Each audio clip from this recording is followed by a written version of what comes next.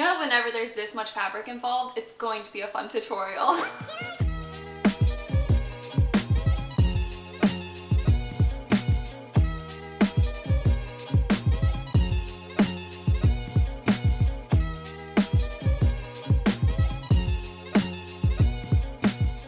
Hey guys, welcome back to my channel. So I am super jazzed about today's project because we're going to be making a super fun dress. And this dress is going to be a combination between this one from Selkie and this one from the brand j.ing. And I put a poll on my Instagram between like which design I should make, and a lot of people had a lot of different opinions about it. So I'm going to kind of make a hybrid between the two. So it's going to have the bodice and like ruffles of this one, but it's going to have the length and the sleeves of this one. And for this project, I have this really pretty fabric that's actually a sheet, but it feels super nice, and it's really lightweight and like has a really pretty flow to it. And I've been wanting to make this dress for a while, but wasn't sure like which fabric to use because they're going to need quite a bit of it. So I just got this full-size sheet set, and what this comes with is one flat sheet, one fitted sheet, and 2 pillowcases. And this should be plenty of fabric for this project.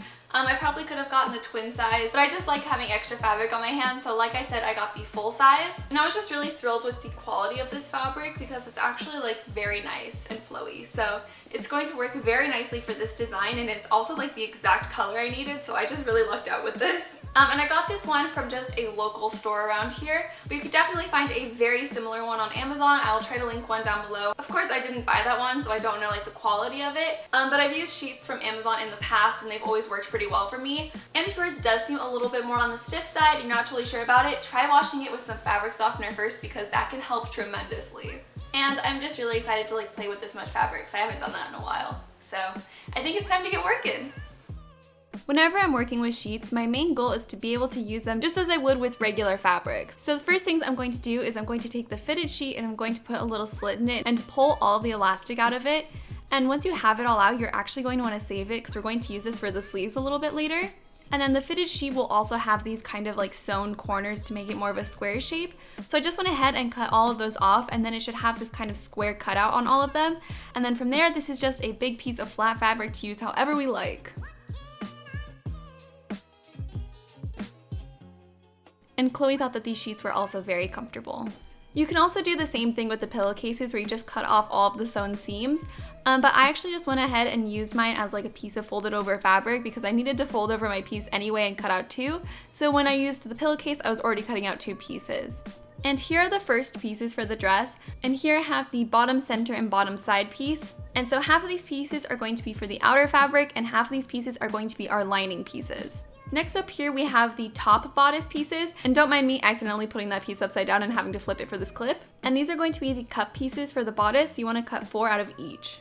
Here is the back piece, and this is basically a square with just a tiny little cut in the side, and you're going to cut 4 of these. And next up is the sleeve piece, and later in the video I'm actually going to modify it a little bit. So I outlined where the new sleeve is going to kind of go, and I gave those measurements instead. These are all of the ruffle pieces. You're going to cut out 4 pieces that are 78 inches long and 16 inches tall, because we need a lot of ruffles for this dress. And the last piece is the skirt piece. And this is just a really big circle skirt, and keep in mind that the piece I'm showing you here is on the fold, so it's actually going to be twice as big, and we're going to cut 2 of these out. And those are all of the pieces for this dress. And I also wanted to let you guys know that I am working on the pattern for this dress, so if you want to wait for that to come out, it should hopefully be out pretty soon, so keep an eye out for it on my website.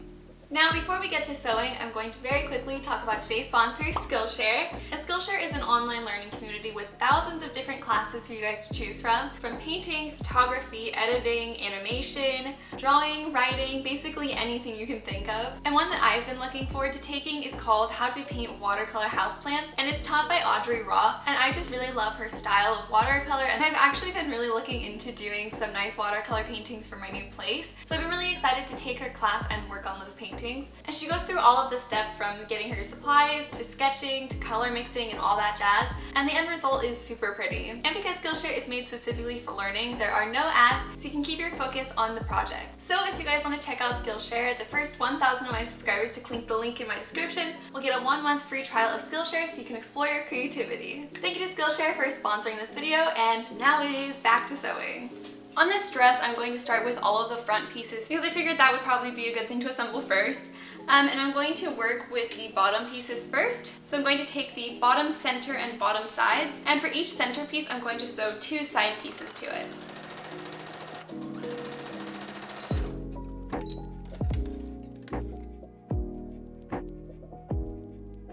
And we're going to put these to the side for a minute and work on the front top pieces. And we're going to take our center and side piece and sew just these 2 curves here together. And we're going to do that on all 4 of these pieces. And you want to make 2 where the center piece is on the left and 2 where the center piece is on the right.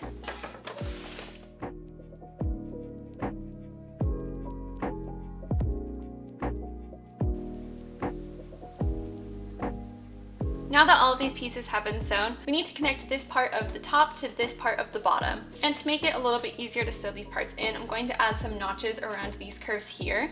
And these should be pretty small, only about 1 centimeter or so. And it's important that the center piece is the one that goes towards this center piece. And so I'm going to match up their bottom seams first here. And then from there, I'm going to continue pinning the sides all the way up to the top.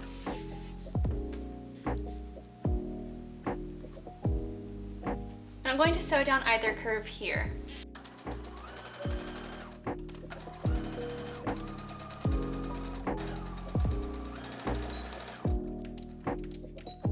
And now your front bodice piece should look like this. Now that our bodice front pieces are done, it's time to work on the back pieces.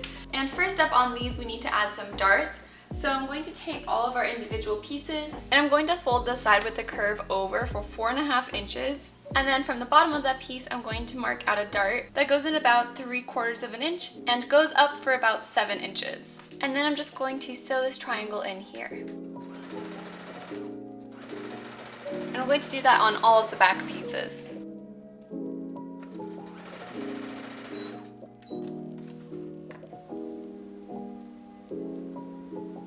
Now that the backs are sewn, we can bring back the front pieces, and we're going to sew the side with the curved edge on the back to the side of the front pieces. And these are obviously very different heights. I just wanted to make this one extra long because sometimes I have to adjust it a bit more, but it ended up working out nicely, so I'm just going to cut that in just a minute.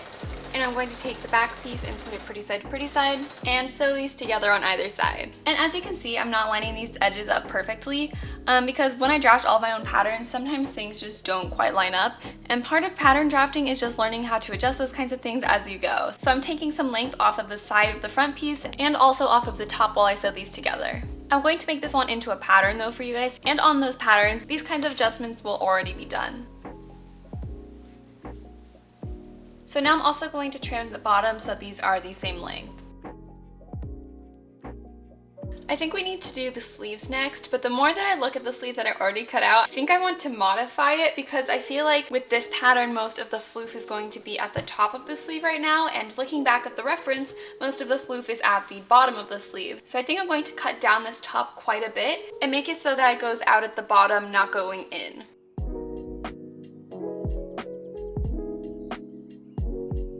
And I think this looks a lot better to me, so I'm going to do the same thing on the other sleeve. And then I'm going to take the measurements of this one and also outline it and put it into the pattern for the sleeve piece and show you guys the actual measurements for the sleeve piece at the beginning. And now I'm going to take our sleeves and just sew down this seam on either piece. Per usual, I'm also going to put a zigzag stitch down this seam so it doesn't fray because these sleeves don't have a lining. Now we're going to bring our bodice piece back in, and I'm going to take one of our sleeves and I'm going to match up the top of the seam that we just sewed with the side seam of the bodice here. And I'm going to pin the bottom curve of the sleeve to the bodice until we reach the top of the back piece and the start of the top piece on the front. And then I'm just going to sew this in here. We're also going to make the seam allowance on the sleeve portion of this though a little bit thicker so we can add a casing in just a second. And when we sew this, we want to make sure we don't go all the way to the top on the back piece or the front piece because we need to leave room for the seam allowance for when we sew the 2 bodice pieces together. So I'm going to stop about 1/2 inch before I reach the top.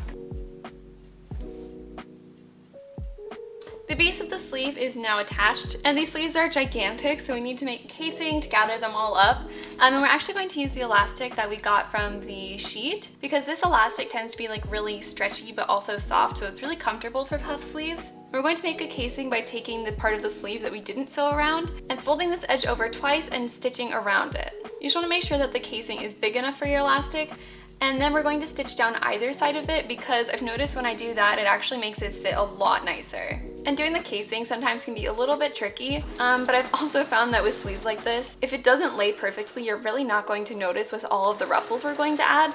So it's okay to kind of overlap your fabric. You're really never gonna notice it.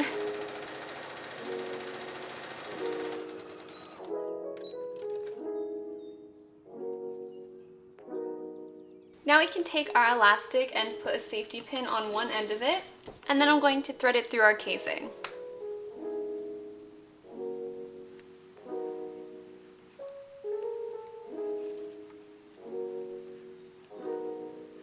Now you should try on the sleeve and make sure the elastic is a comfortable tension before sewing across the little edges here to hold it in place. And that's the top of our sleeves. Next we need to combine the two bodice pieces because one of them is still not attached to anything. And before we do that, I'm just going to put a little cut into the sleeve so we can line this part too. And basically right where the armhole is on the back of the sleeve, after we put the little stitching to hold the elastic, I'm going to go underneath it and just put a little slit here so that the fabric can go like one direction one way and then fold the other direction the other way. And now we can take the lining piece and put it pretty side down on top of this one. And it's important to match up all of our seams so that everything is nice and even. And I'm going to pin the tops together all the way around. And then when we get to the sleeves, we're going to fold the edge with the elastic kind of down and make the other one that we just cut stand up so we can put the lining on top and stitch across the armhole so that it also has a finished edge. And now I'm going to sew all across the top here. You're going to want to do it with the side with the sleeves facing towards you so that when we sew around the sleeves, you just follow along the seam that's already there so we know exactly where we're stitching it.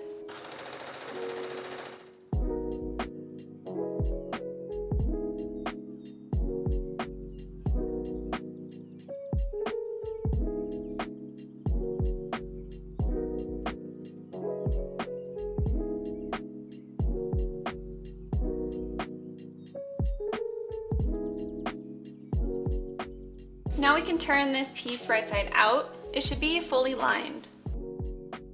And now we're going to finish up the bottom of the sleeves pretty much the same way we did the top, just by folding over this edge twice and putting more elastic into it.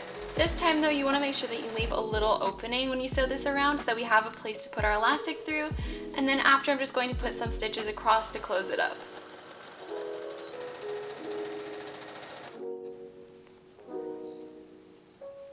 And the final thing I'm going to do to the bodice is I'm going to add just a little bit of boning right down the side seam, just because this is going to give it a more like crisp appearance and I think it'll make the dress look really nice. So I'm just going to take this long piece of boning that I have and cut it into two pieces. And I'll also link this boning down below because I just get this from Amazon. And once you cut it in half, you're going to want to round these corners out so that they don't accidentally poke any holes into our fabric.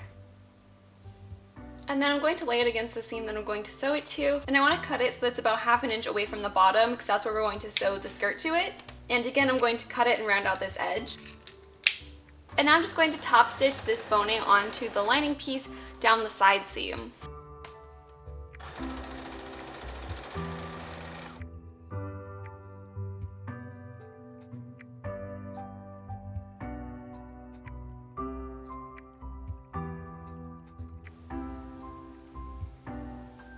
Our bodice is done and it is looking so nice. I'm really happy with it. And now we can finally start working on the skirts. So I'm going to take our two gigantic skirt pieces first and sew them together down either side seam.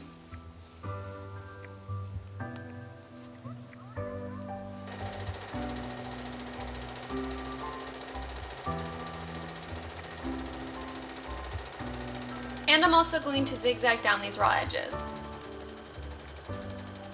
Now you're going to fold your skirt in half, and down the back we're going to put an 8-inch slit so that we have room to put our zipper in a little bit.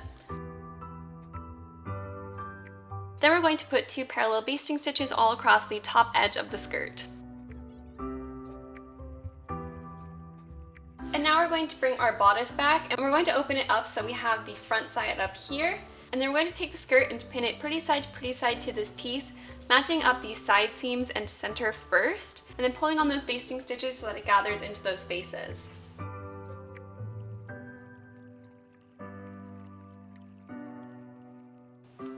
And before we we just go ahead and sew this together, now we're going to bring the lining side of the bodice around the other side of the skirt so that it's pretty side to pretty side with the front of the bodice. And we're going to move all of our pins to go through both of these layers. And this does kind of look like a mess, but trust me, when we sew it, it's all going to make sense. Or not make sense, but it's going to look really good at least.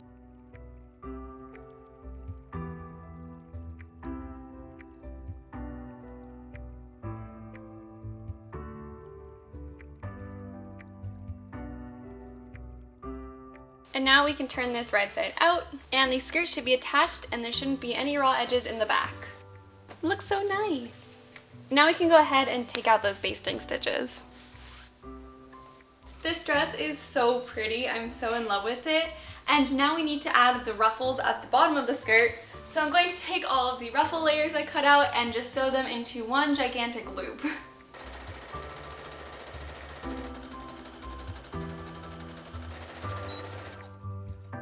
This is a lot of ruffles.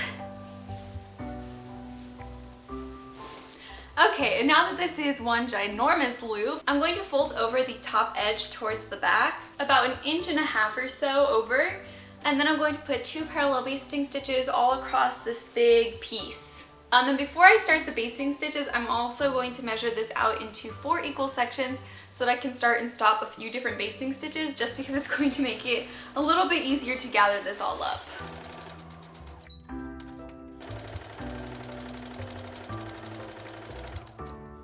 That took a very long time to sew, but now we can start pinning these ruffles all around the bottom edge of the skirt. And I marked out the skirt to have those 4 quadrants, the same that I did with the ruffles, so we know where to match them up. And it's going to be pretty similar to the way we pinned the waist to the bodice, except that we want this to have like a cute ruffle detailing on the outside. So the reason we folded it over and then basted it is because we're going to put the ruffles on top of the skirt so that both pretty sides are facing up. And I'm going to pin all of these quadrants together and then start ruffling.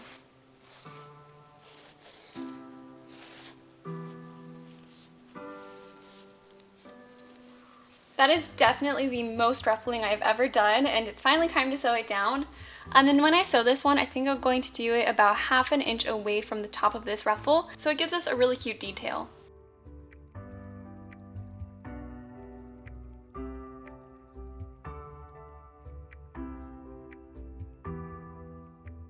Oh my gosh, it looks so good, you guys. And now we can take out all of these basting stitches.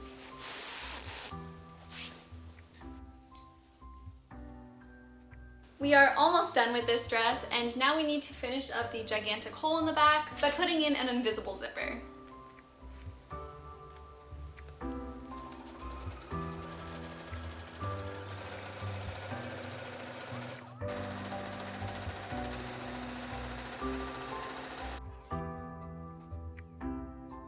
The zipper is in, and that means all that we have left to do is add a hem all the way around the bottom edge of this gigantic skirt.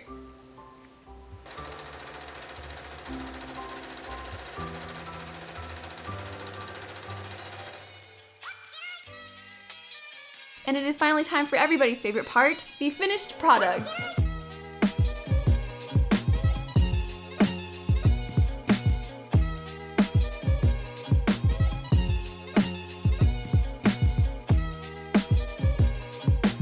This dress is just giving off such princess vibes. I had the best time filming this one. It was just so much fun to twirl around in. And as you guys can see in the video, I was wearing the sleeves off the shoulder sometimes and on the shoulder other times. And then I was also wearing a petticoat for some of the shots to make it extra full, because I really liked the dress both without a petticoat for a more slim look and with a petticoat for a much more full and fancy look. So I will link the petticoat that I was using down below if you guys are interested in that, because the different shapes that you can get with this dress are really fun to play with. All those ruffles took me such a long time, but dang it if they're not worth it. They look so cute. I really hope you guys liked this tutorial because I had such a good time making this dress, and if you guys decide to give it a try yourselves, please send me a picture on Instagram. I love seeing your guys' creations. And also don't forget to keep an eye out for the pattern, which should be hopefully coming soon. And I will link it in the description of this video once it comes out. I really hope you guys have a good rest of your week, and I will see you guys here next Friday for a new video. So until then, bye!